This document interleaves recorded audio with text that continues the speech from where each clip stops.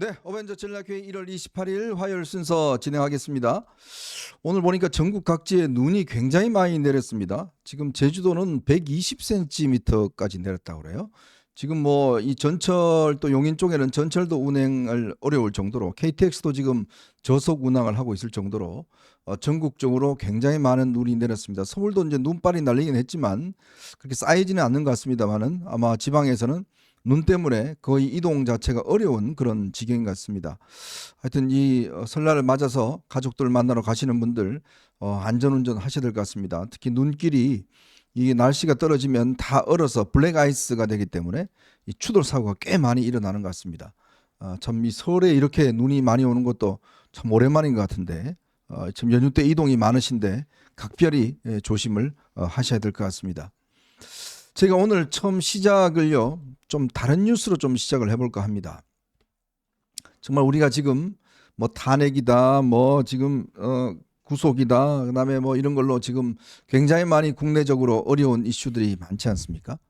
그런데 세계는요 정말 급속하게 변화되고 있는 것 같습니다. 특히 중국의 이 기술적인 성장이 지금 오늘 뭐 어마어마한 글로벌 쇼크를 지금 낳고 있습니다.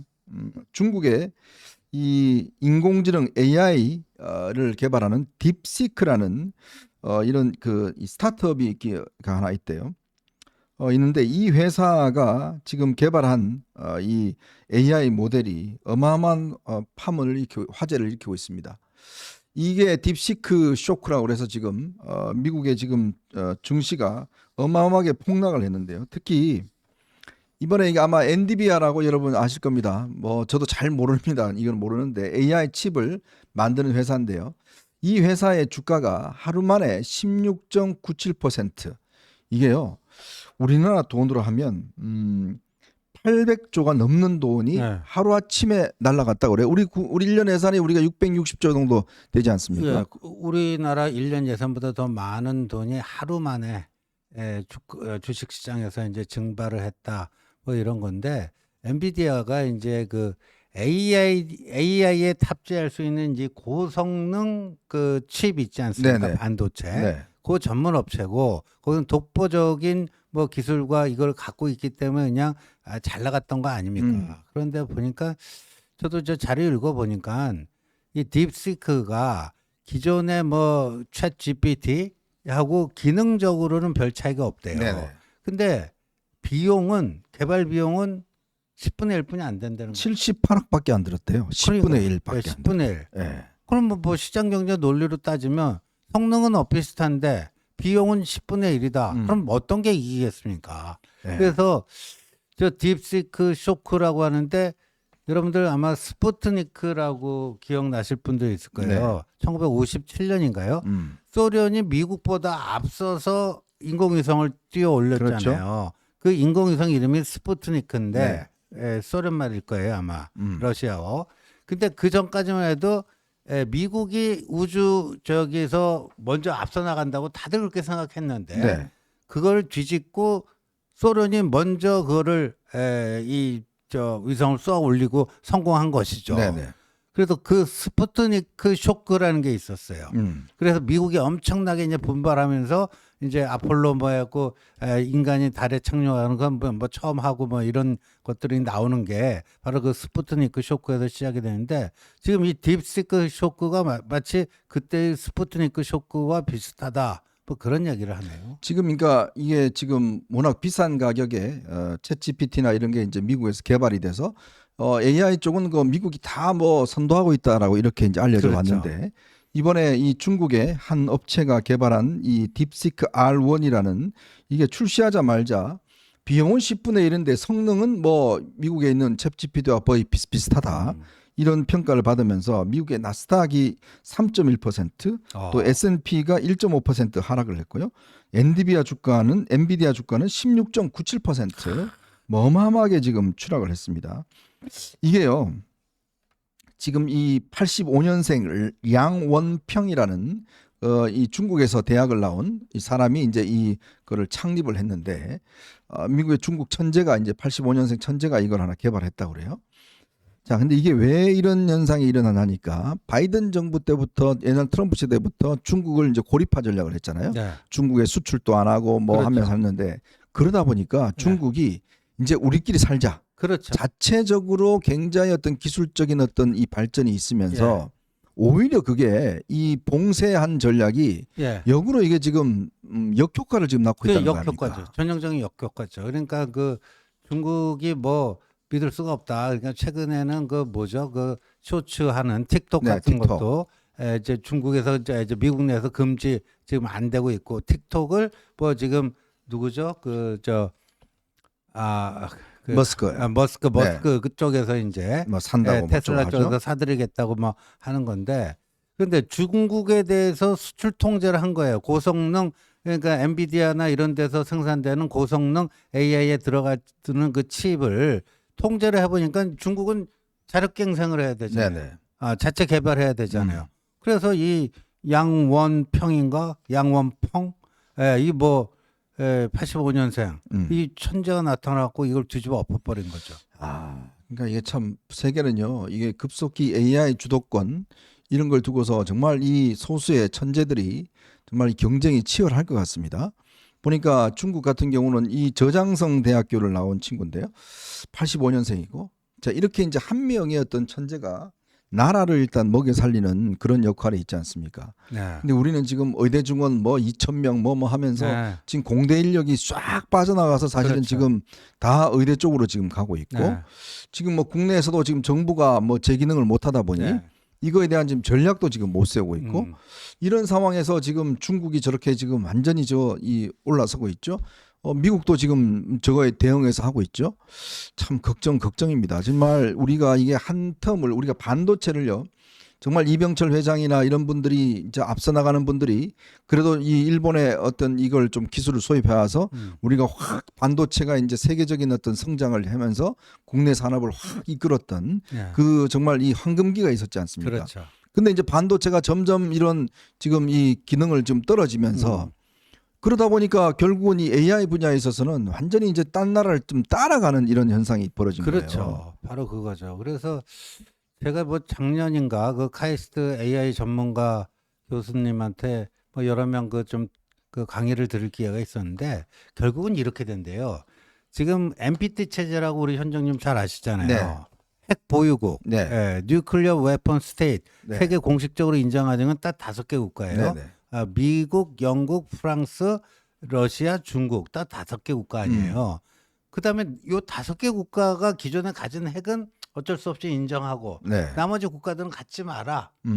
이런 NPT 체제라는 게 발생을 한 거 아닙니까? 네. 성립을 한 게 아닙니까? 근데 요번에 이제 트럼프가 뉴클리어 파워라고 하는 거는 인도, 파키스탄, 이스라엘 실질적인 핵 보유국을 뉴클리어 파워라고 하는데 그렇죠. 거기 이제 북한도 거기 들어갔다는 건데 네. 여하튼 이 NPT 체제라는 게 기본적으로 불평등 체제 아니에요. 네. 있는 놈만 계속 갖고 있고 다른 놈은 개발 못하게 하는 하지 거죠. 마라. 근데 AI 패권도 딱 그런 시스템으로 갈 거라는 거예요. 네. AI도 그러니까 앞서 나가는 몇몇 국가가 딱 어느 정도 되면 딱 후발자들이 쫓아지 못하게 딱 차단하는 그 국제적인 그 레짐을 만들 거라는 거죠.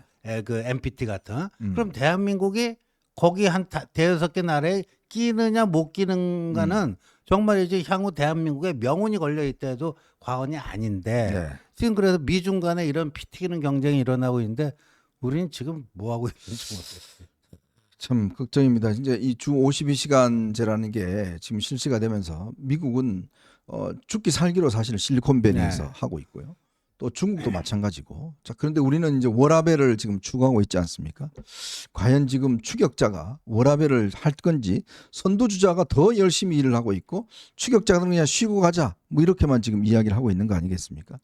이런 상황에서 과연 대한민국이 어떻게 할지 우리가 뭐 정치를 뭐고 하고 떠나서 정말 국민들과 앞으로 우리 후세대가 먹고 살아야 될 중요한 이게 밥그릇을 지금 만들지 못하고 있다는 거 저는 정말 그게 너무 가슴 아프고 지금 걱정되는 국면입니다.